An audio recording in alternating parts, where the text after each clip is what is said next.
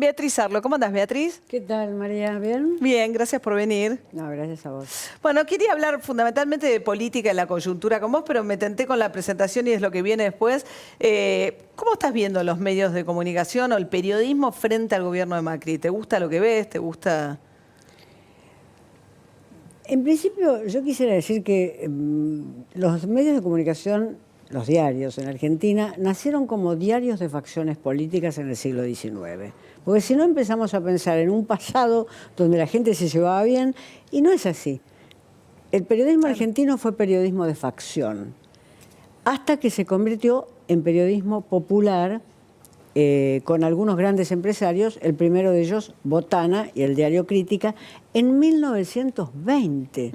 O sea que esta fantasía de que en el pasado argentino hubo un periodismo sin grietas y sin facciones es una falsedad absoluta. Tuvo que venir el periodismo profesional, es decir, no el periodismo hecho por políticos, sino el periodismo hecho por profesionales, en 1920, donde aparecieron los Salt, aparecieron los Córdoba y Iturburu, y aparecieron los grandes periodistas, se inventó la noticia policial, etcétera, para que entrara el periodismo tal como lo conocemos hoy. Eso por un lado, porque si no... Que no es nada tan novedoso. No es nada tan novedoso. En Argentina, en el siglo XIX, los argentinos se degollaron a pasto. La Constitución del 53 no impidió que siguieran las guerras civiles. Entonces... no quisiera tener una visión embellecida de este país. Ya Macri nos dice bastante que es un país hermoso y que todos los capitalistas del mundo están deseando venir a poner su dinero acá en vez de irse a Singapur. Bueno, un milagro. Entonces, ya Macri embellece la Argentina de una manera completamente irreal. Y de repente encuentro esto de que la grieta se instaló en el kirchnerismo. El kirchnerismo fue muy violenta en el enfrentamiento, sin duda, pero yo puedo recordar el peronismo. El peronismo cerró el diario La Prensa, expropió el diario La Prensa, persiguió a la Nación. O sea que hubo otros momentos. Esto habla de una historia muy complicada, una historia política y periodística muy complicada de la Argentina. ¿Y te gusta cómo se cubre al macrismo? ¿Te interesa? No sé si te gusta la palabra, pero... Yo no diría que el macrismo es mi problema en la cobertura hoy, aunque hay diarios que son eminentemente macristas y hay diarios más críticos, o muy críticos, o objetivos, si vos querés. Pero yo diría que más bien es la forma en que las noticias entran en sus jerarquías dentro de los diarios. Sin duda, todos queremos que aquellos corruptos sean juzgados y si son encontrados culpables vayan presos. Ahora, yo no quisiera un periodismo que tuviera eso cotidianamente. Es decir, que eso fuera primera página, según el diario página 2 o página 12, y así de seguido. No me parece un periodismo que contribuya muy activamente a la discusión que necesitamos los argentinos hoy. Me parece muy importante el grupo de periodistas que están investigando los Panama Papers y los Paradise ahora. Eso sí es muy importante porque son investigaciones que agarran otros países. La cuestión de sacar a Vudú todos los días en la tapa del diario nos convierte en más provincianos de lo que somos. Vudú, si es encontrado culpable, va a ir preso. Y está muy bien que se siga el juicio, pero la idea de que vos lo tenés en tapa todos los días prácticamente, hoy Vudú, Van de Broele, en las tapas de la web, no es una buena diagramación y composición de la presentación de la noticia. ¿De cuáles serían los grandes debates de este momento? En efecto, en efecto. Y de eso excluyo evidentemente los Panama Papers y los Paradise Papers, primero por la categoría de los periodistas. Bueno, aquí vos lo anunciaste a Jorge Gotti Fontevecchia, está Emilia Delfino de Perfil, está Alconada Monde de la Nación, son periodistas de mucha categoría los que trabajan esos materiales. Y además le dan una perspectiva que no es simplemente criolla. No, salgamos del Río de la Plata, miremos lo que está pasando en el mundo. Mire, quedémonos un poquito más en el Río de la Plata. Me interesa, casi te empecé a preguntar por el tema financiero mundial, pero no has hablado mucho post triunfo electoral de Macri, que ha sido un triunfo muy contundente. Vos venís diciendo que te parece que Macri es un dirigente político sin peso político, ¿está bien? Sin experiencia política que ahora está adquiriendo y que hay que reconocer que ha adquirido en estos 2 años. Por eso digo, esta construcción tan veloz que ha hecho, ¿no? Vos misma decías, además, comiéndose el radicalismo en apenas 2 años. Bueno, el radicalismo se entregó. Yo no diría que Macri se comió el radicalismo, es decir, agarró el animal, lo faenó y lo hizo a la parrilla, sino que el radicalismo ahí, creyendo que seguía un camino frentista, que había sido un camino en algún momento que fantaseó Alfonsín, no con Macri, ¿no? Se entregó. Pero yo creo que ha adquirido una experiencia política, sin duda, en este tiempo. Ahora, lo que yo decía de Macri tiene que ver también con lo que yo necesito y de alguna manera creo que el país necesita de un político, que no es simplemente que pueda atar de pies y manos a sus aliados, como ha hecho con el radicalismo, sino que tenga una cultura política vasta. Es decir, yo comparo los líderes, y de nuevo me voy del Río de la Plata, pero sí, pero cruzo la cordillera, comparo los líderes políticos cruzando la cordillera. Los que van a competir ahora en las elecciones son políticos con mayor formación política. Vos me podés decir, ¿qué formación política tenía Menem?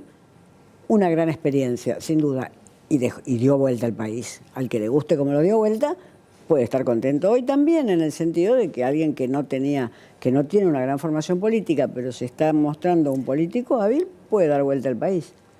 Ahora, vos decís que él lo que está mostrando es una habilidad para el armado político, ¿no? Evidentemente muy veloz. Lo que no ves es una visión de país, digamos. Vos lo que no ves no es... la veo en absoluto. Como no la veía tampoco en Menem. Menem entregó su visión de país a intereses y a un ministro de Economía que supo armarla.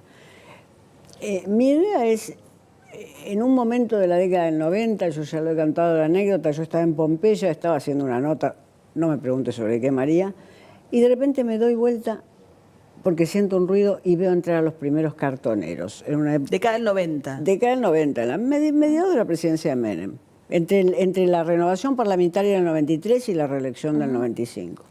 Yo digo, ¿quién es esta gente? Bueno, después empiezo a seguirlos, los encuentro en la City, que es donde van primero por la cantidad de papel, etc. Entonces, mi pregunta es, cuando yo me dé vuelta, cuando vos te des vuelta, cuando todos nos demos vuelta, ¿qué país vamos a encontrar? Es decir, vamos a estar cubiertos de brotes verdes y entonces vamos a danzar felices entre los brotes verdes, o podemos encontrar un país que acentúe las desigualdades de esta Argentina hoy. Mi hipótesis es que no vamos a encontrar un país más igualitario, sino un país que acentúa esas desigualdades. Bueno, y dentro incluso de la propia vara que se puso Macri, ¿no? Porque Macri dice, a mí me van a tener que medir por lo que pase con la pobreza en la Argentina. Que me diga qué número quiere. Si él es un dirigente de empresa, no hay ningún dirigente de empresa que diga, me van a tener que medir si produzco mucho acero. Un dirigente de empresa dice, a mí me van a tener que medir si subo la producción de acero un 20%, un 10% o un 30%. Que me diga qué número quiere, porque solo así él está acostumbrado a medir, y yo quiero medir así un gobierno. ¿Cuánto va a bajar la pobreza? ¿Cuánto? Y la desigualdad, ¿no? Porque incluso ha bajado un poquito la pobreza bajó, pero aumentó la desigualdad porque lo que pasó fue que aumentó más la indigencia con relación a lo que... Un ministro de Educación, ¿cuáles son sus metas? ¿Cuántos incluidos más en el secundario de chicos entre 12 y 16 años va a tener? Porque si reivindican la eficacia burocrática, lo que los alemanes llaman la Verwaltung, vos lo sabés bien, Max Weber, si reivindican esa eficacia, que me den la meta, porque esa meta va a suponer objetivos. No puede ser que la meta sea realizar los sueños de todos nosotros, o sea, 40 millones de sueños desenfrenados, que no sé cómo se pueden realizar, sería una guerra civil. Si se realizan los sueños de todos nosotros, sería una guerra civil, sin duda. Realizar los sueños de todos nosotros o lograr la felicidad, no en el sentido jeffersoniano del término. La meta tiene que ser, para alguien que viene del capitalismo, tiene que ser, bueno, ¿qué se propone con la pobreza? ¿Qué se propone con la educación? Y es un escenario en el que pareciera haber Macri para 6 años, digamos, si todo funcionara como se supone que puede llegar a usar el poder político emanado, ¿no?, de la última elección, probablemente tenga un escenario prolongado, sobre todo por lo que está pasando con el kirchnerismo y lo que está pasando con el peronismo, ¿no? Uno no imagina, no sé si viste la carta de Aníbal Fernández Sí. sobre Cristina Fernández de Kirchner. No La sé. retiró Aníbal. ¿Eh? Yo hace tiempo que vengo diciendo que Cristina está de salida, mucho antes de las elecciones. Hoy la retiró ¿La Aníbal. retiró? La retiró Aníbal, la jubiló Aníbal hoy. Aunque dice que es la dirigente más importante de los últimos 50 años, pero la jubiló. Él la jubiló hoy. Ya antes la había jubilado Gioja, ya antes había muchos dirigentes peronistas que dijeron con Cristina no, pero la retiró Aníbal. A su vez le están reprochando a Cristina Fernández de Kirchner, digamos, los debidos y demás, que los haya dejado desamparados. Que es un poco también el reproche que le hace a Aníbal Fernández. Aníbal Fernández dice como que los impresentables nos escondieron durante la campaña, esto ya es demasiado. Hicieron una campaña malísima, una campaña light. Él tampoco hizo una gran campaña y fue en gran parte responsable también de la derrota del peronismo. Pero bueno, así todo, lo que se sienten también es un poco abandonados los dirigentes. Bueno, son esas ambigüedades de que tienen los perdedores, o que tenemos los perdedores, o que tenemos todos cuando perdemos, es decir, echar la culpa al dirigente o también ver qué es lo que hizo uno.